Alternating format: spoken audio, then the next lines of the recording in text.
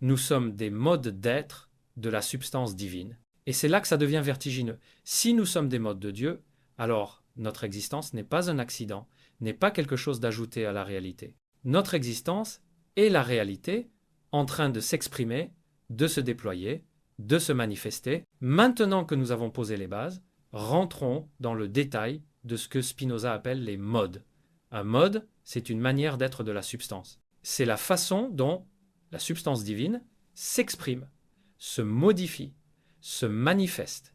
Pour bien comprendre, reprenons notre analogie de l'océan, mais enrichissons-la. L'eau de l'océan peut prendre une infinité de formes. Elle peut être vague, elle peut être brouillard, elle peut être nuage, elle peut être pluie, elle peut être rivière, elle peut être glace. Chacune de ces formes est différente, a ses propriétés spécifiques, mais toutes sont fondamentalement de l'eau. Maintenant, imaginez que cet océan soit conscient.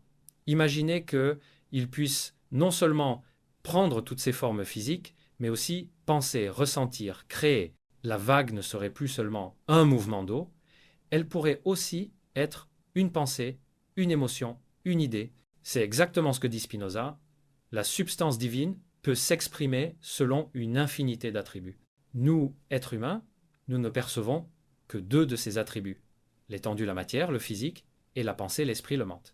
Mais Spinoza nous dit qu'il en existe une infinité d'autres que nous ne pouvons même pas concevoir. Donc, vous, en tant que mode de la substance divine, vous existez simultanément comme corps physique et comme esprit pensant.